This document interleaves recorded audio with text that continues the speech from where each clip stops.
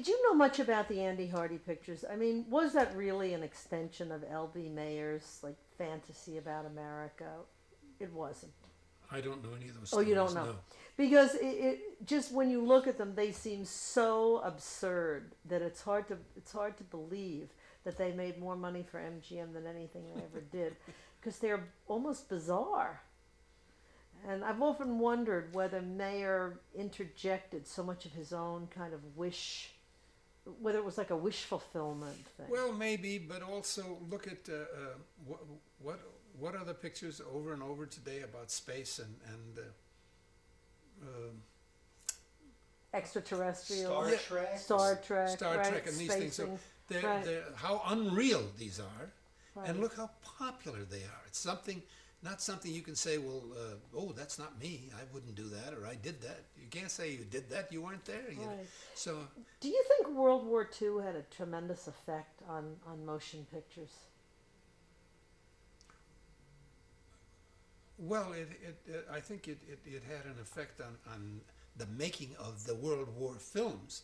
But there again, looking back, not thinking this then, what I'm about to say, but looking back, not too honestly. They didn't dare do much about the Holocaust in pictures in 1940s or 42 or 45 or 1950. Hardly at all. They certainly didn't talk about it. And a lot of things that now you can see in a film about the good and the bad of services and how they are run, or what people are allowed to get away with and what they're not allowed to get away with, and where it is services are very good for some young people and ladies. And there again, no way you talk about a lady being in uniform or anything like that except a nurse in World War II. But there were so many popular things like the Hollywood Canteen. It seemed as though the motion picture industry was so bound into the war, so involved with putting out the propaganda on the war. I mean, wouldn't you, or do you think not? I don't know if they were hired by the government to do this propaganda. I think they might have cooperated with each other in a selfish manner in terms of publicity and the kind of publicity one or the other, the government or the film industry wanted. Right. It's interesting because if you read Empire of Their Own or City of Nets, they raise the same questions there. Here, you had studio owners. They were Jewish men. Yet you never saw anything about the Holocaust in those movies, and why was that? And there are even, I'm sure you read the book, they even talk about Hearst going over with Lindbergh and coming back to L.B. Mayer and saying, well, we met with Hitler.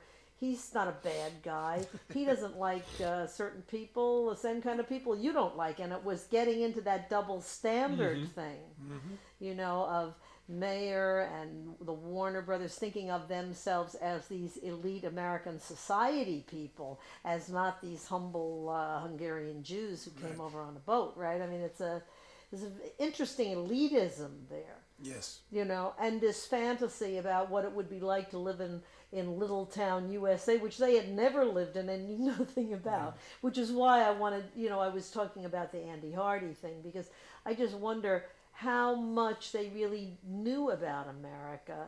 I mean, or how much the films reflected almost a fantasy about America.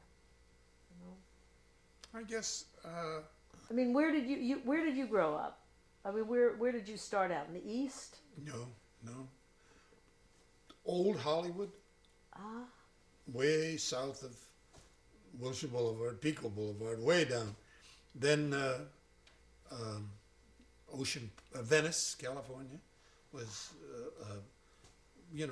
one bathroom and 2 or 3 little bedroom house down there, not on the water, facing the water, but a block away or 2 blocks away, and rent. Remember my mother telling the story. I think the house in Santa Monica. My grandmother, one of my mother's sisters, my mother's brother, my mother and I, all lived in this house, and I believe it was $44 a month for the house, and it was sort of like a sitting room was made into a bedroom. That made the 3rd bedroom.